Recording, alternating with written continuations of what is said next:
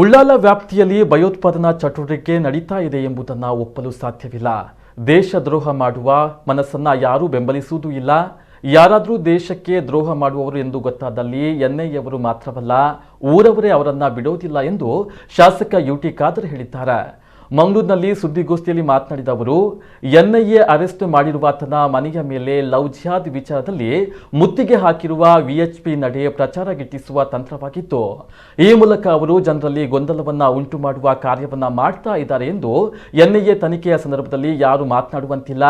ಈ ಬಗ್ಗೆ ಜಿಲ್ಲೆಯ ಸಂಸದರು, ಸಚಿವರು, ಶಾಸಕರು, ಪೊಲೀಸ್ ಆಯುಕ್ತರು ಯಾರೂ ಮಾತನಾಡಿಲ್ಲ. ಈ ಬಗ್ಗೆ ನಾನು ಮಾತನಾಡಬೇಕೆಂದು ಹೇಳುವ ಬಿಜೆಪಿಯ ಮುಖಂಡರಿಗೆ ಇನ್ನೂ ರಾಜಕೀಯ ಮೆಚುರಿಟಿ ಬಂದಿಲ್ಲ ಎಂದ ಅವರು, ಮಂಗಳೂರಿನಲ್ಲಿ ಐಎ ಆಗುವ ವಿಚಾರ ಸಂತೋಷದ ವಿಚಾರವೇ. ಜೊತೆಗೆ ಕ್ರೈಮ್ ಸಂಸ್ಥೆ ನಾರ್ಕೋಟಿಕ್ ಕೂಡ ಪೊಲೀಸ್ ಇಲಾಖೆಯಿಂದ ಪ್ರತ್ಯೇಕವಾಗಿ ಸ್ಥಾಪನೆ ಆಗಬೇಕು ಎಂದು ಆಗ್ರಹಿಸಿದರು. ಭಯೋತ್ಪಾದನೆ ಅಥವಾ ಈ ರೀತಿಯ ಚಟುವಟಿಕೆಗೆ ಪ್ರೇರಕ ನಡೀತದೆ ಅಂತ ಹೇಳಿ ನಾನು ಖಂಡಿತ ಒಪ್ಪಲಿಕ್ಕೆ ಬಹುಶಃ ಇವತ್ತು ಇಡೀ ಉಳ್ಳಾಲವನ್ನೇ ಇವತ್ತು ನೀವು ಹೆಸರು ತೆಗೆಯೋದು ಅದು ಸರಿಯಲ್ಲ, ಅದನ್ನು ಒಪ್ಪುವುದಿಲ್ಲ.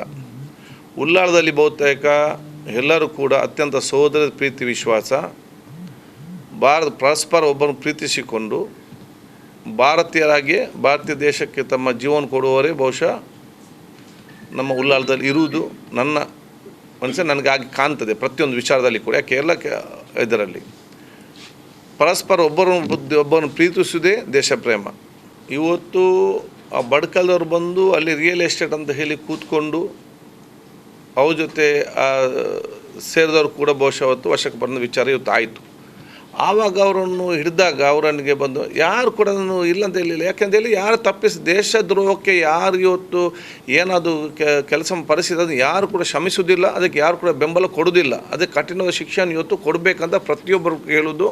ಅದು ಉಳ್ಳಾಳದ ಪ್ರತಿಯೊಬ್ಬರ ನಾಗರಿಕರ ಮಾತು ಕೂಡ ಅಷ್ಟೇ.